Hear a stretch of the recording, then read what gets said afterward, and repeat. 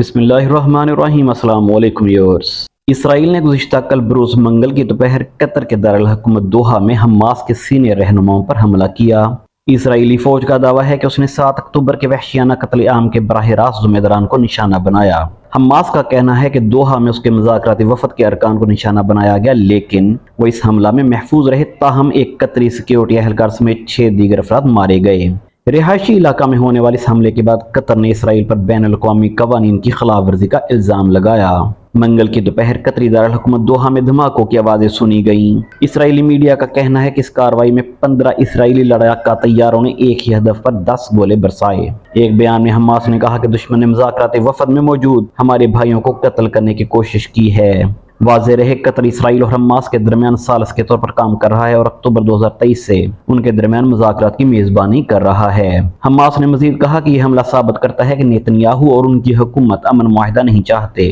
اس حملہ میں ہلاک ہونے والے 6 افراد میں مرکزی مذاکرات کار خلیل الحی کے بیٹے شامل ہیں، جب ان میں قطر کی سیکیورٹی فورسز کے رکن بدر سعد محمد الحمیدی کی ہلاکت کی بھی تصدیق کی گئی ہے۔ ویورز، آپ کو کیا لگتا ہے کہ قطر بالکل فارغ اور غیر مسلح ہے؟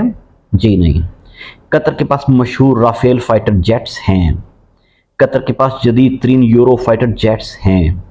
جی آپ ٹھیک سن رہے ہیں، اور سنیے، قطر کے پاس F-15EQ فائٹر جیٹس ہیں جو آج کی تاریخ میں one of the most modern jets ہیں، اور یہ وہی جیٹس ہیں جو امریکہ نے اسرائیل کو بھی نہیں دیے۔ یہ one of the best possible air fleet ہے جو کسی بھی ملک کے پاس ہونا چاہیے، وہ قطر کے پاس موجود ہے، لیکن قطر نے ریٹیلیٹ نہیں کیا۔ کیا یہ سب قطر نے ایگزیبیشن کے لیے رکھا ہے، یا جیسے ان کی روایت ہے تلواریں پکڑ کر عرب ایک رقص کرتے ہیں اس لیے رکھا ہے، یا کسی قومی دن کی پریڈ کے لیے؟ آپ بتائیں، قطر نے اربوں dollar in most modern war equipments پر کیوں انویسٹ کیے ہوں گے؟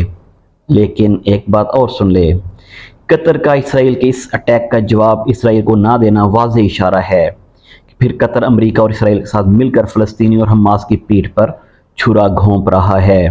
اور اس سے اگلی بات پھر وہ بھی سمجھ لیں، اور سمجھ لینی چاہیے، کہ پھر یہ صرف اپنی باری کا ہی انتظار کر رہا ہے، کیونکہ پھر چراغ سب کے بجھیں گے، ہوا کسی کی نہیں۔ اللہ حافظ۔